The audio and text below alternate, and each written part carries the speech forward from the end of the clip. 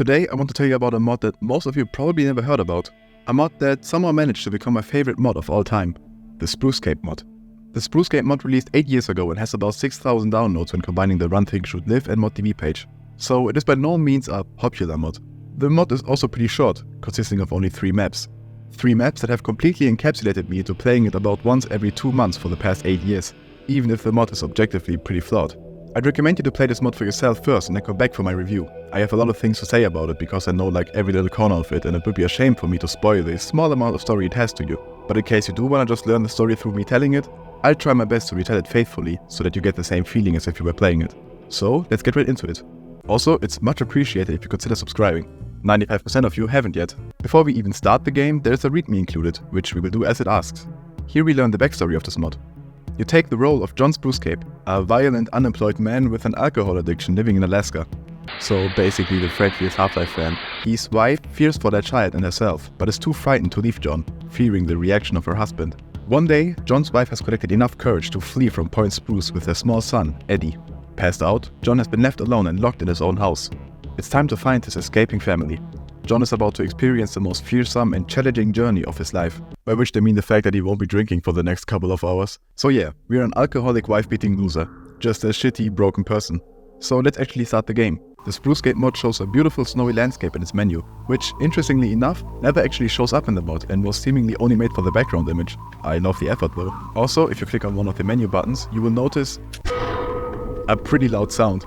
This is obnoxiously loud and unarguably bad game design. But I'm here to argue. It adds something to the overall vibe of this mod. Something about the protagonist being an alcoholic makes it fit in some way. I interpret it as some form of headbanging caused by either alcohol or stress, which the protagonist is probably feeling now that his family ran away. So now we wake up in our locked house, seemingly from a night of drinking. We read, "God, my head hurts. I have drank too much again. I should go breathe some fresh air outside." When we try to do that though, we will find that the door is locked. We then move around this beautiful house as we try to find a way out. This building really resonated with me. There is something about the source aesthetic that is incredibly comfy, and this building 100% hit that spot for me. It also uses what is in my opinion one of the best Half-Life 2 skyboxes. I love the orangey colored sky seen in the water hazard chapter. This house also has flawless sound design. It's just so full of attention to detail. I sadly don't have the file anymore, but I at one point edited this map to be fully accessible from the beginning and even added a rain event to it. I have lost that file though over the years. We also find notes left behind by our wife, which basically explain what we read in the readme to our protagonist. We do eventually find a way out of the building and also find a shotgun, which we need to open the gate in front of our home. Also, you can find a secret revolver here by getting to the rooftop. Also to note, some minor things were changed. The flashlight and use sounds, some model changes like the player model arms, medkits, which now look like the pills from Left 4 Dead 1, and the shotgun's model. The shotgun also got new sounds. The primary fire is unchanged. The secondary fire is now a lot more realistic, but thus also way louder. It also kinda adds to the rough vibe this mod gives off. After a fade to black as we move away from the house, Hey, you're finally awake. we move into the second map. We seem to have been walking for a while because it is night now. We're also in the middle of a thunderstorm, with what I think is the best stormy weather I've ever seen in a Half-Life mod. In this map we will have to cross a big gap in the road because of a broken bridge. Also, the events of Half-Life 2 seem to be canon in this universe, because we do see headcrab zombies. So I'd assume that we were living in a very rural town in Alaska, where the Combine invasion didn't really bother spreading out to. But the headcrabs did arrive. We then explore through a gas station to find a car. After finding a battery and gasoline, we're able to start it. I actually really enjoy this gas station section. In certain cases you will see ragdolls of zombies that later become alive, which implies they were sleeping or something. I really enjoyed that. I also enjoyed the music that plays once you enable the power. I sadly can't show it to you because it's copyrighted, but trust me, it's nice. This section in general is great, also in terms of sound design. I especially enjoyed the rain sound you hear once you climb up this electrical building. Also, getting the gasoline involves this action movie-like sequence. Once we do manage to cross the broken bridge, we move on to level 3, the junkyard. You first choose one of 3 paths to enter this place. It's basically a scrapyard for cars. We can also find the dead Odessa here. I think he's just used as a placeholder model, but this is now officially the canonical death of Odessa. As I was checking the map file, I found that this ragdoll actually has its name set to Odessa as well. So perhaps it isn't actually just a placeholder? You will immediately see a ramp here, which makes it clear you need to jump the car over it. However, the path is blocked by a gate as well as a train car. After climbing inside of the building on the scrapyard, we will find the gravity gun. Up until this point, no enemies have been seen on this map. This changes as soon as we flip the switch for the crane to move the train car out of the way, where we see a singular zombie approaching. Immediately afterwards, the tons of absolutely not suspiciously placed crates get broken by a bunch of zombies. Luckily, the fight was pretty balanced and pretty fun, thanks to a ton of gravity gun friendly props placed around the room. After leaving this place and getting back to the car, we stumbled upon a ton of more zombies. I recommend just bolting it for the car and immediately jumping the ramp. This is also a very interesting part of this mod. It reminds me of old PlayStation 2 games, specifically the junkyard and the game SpongeBob Movie Game, which by the way is an absolute banger of a game. You can choose to explore a couple of small huts around this junkyard or just drive past them. Eventually we find this gate in a bit of a bigger building. When trying to peek inside of it, the floor made of trash breaks beneath us and we land in a toxic waste pit, implying a hollow cube of trash beneath us.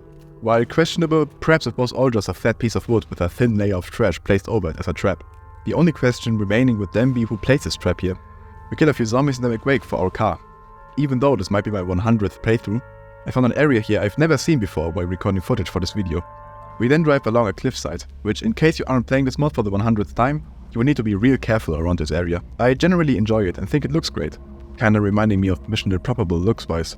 It's also not something seen in Half-Life before, driving a car along such a narrow cliffside. Eventually there's this ramp, which most will probably try jumping over, but that's not what you're supposed to be doing. You actually need to get out, jump on this platform, but only for a short second, and then jump the final jump. You will also see your wife here for the first time. The baby in the backpack on her back looks a little goofy, but it gets the message across. Once you start chasing her, a beautiful soundtrack plays and you move a lot slower. She runs across a hanging bridge. You follow her, but just as you're about to reach her, the bridge breaks. The credits roll with a beautiful soundtrack. No post-credit scene here. Now, why do I love this mod so much?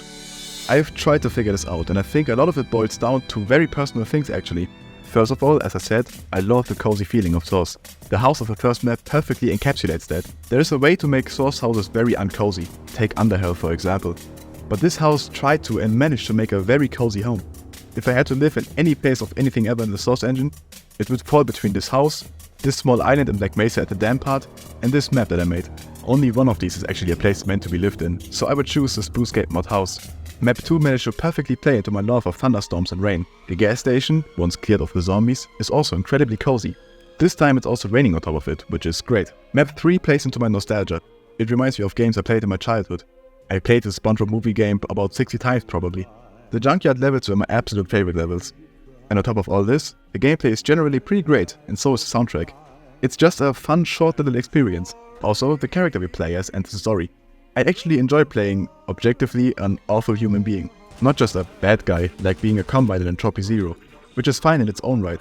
But something about just being a scum of the earth person, an alcoholic who's implied to be beating his wife, adds a whole new context to the game and actually makes you not root for yourself. Once you find your wife, you're questioning if you actually do want to catch up to her. The bridge breaking has a ton of symbolism for me. Besides just the general story of the game concluding in an ending that leaves the player thinking if the bridge breaking was for the better, because who knows what the protagonist would have done if they did catch up. It's also a general symbolism of life. We're chasing a wife, but from all we've learned and all signs we've been given, we just shouldn't continue. At this point we're acting completely irrationally while trying to still hold on to something that is gone for good. It's a story about letting go. Also playing this mod for another time adds even more symbolism. Once you know what happens, it turns into a situation where you know whatever you're trying won't work. You are aware that you will not be reaching her, but still try to do so. I am probably reading way too deep into this. I just think this ending is pretty philosophical and beautifully designed. The developers were probably just thinking, let's make a bridge collapse, that'd be cool. But by doing so, they created an awesome ending that, when I do play this mod, does get me pretty emotional, I must admit. Not because I'm sad that the, by all accounts, awful human being of a protagonist does not manage to reconnect with his wife, but because of all the symbolism that I see in it. The Sprucecape mod is not a popular mod, and I kinda wish to change that a bit. I obviously don't know how many people will watch this video. Going by recent views my channel has been getting, it should be anywhere between 20 to 40k. If even a third of you went ahead and downloaded this mod, we would literally be doubling the downloads this mod ever got. I would love to actually make a dent in this mod's history, since it has made such an impact on my life. So yeah, the very first line of the description will be the download link to this mod, both the ModDB and One Thing Should Live page. I heavily recommend each of you to go play this mod for yourself. It's a very unique experience. Also, just for the joke of it, this is what a theoretical post-credit scene for the Sprucecape mod could look like.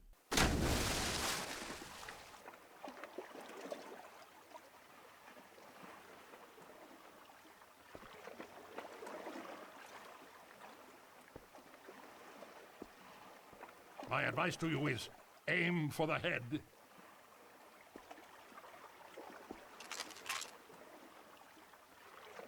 Follow me.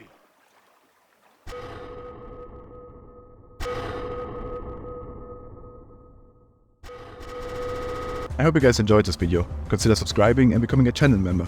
Otherwise, thank you for watching.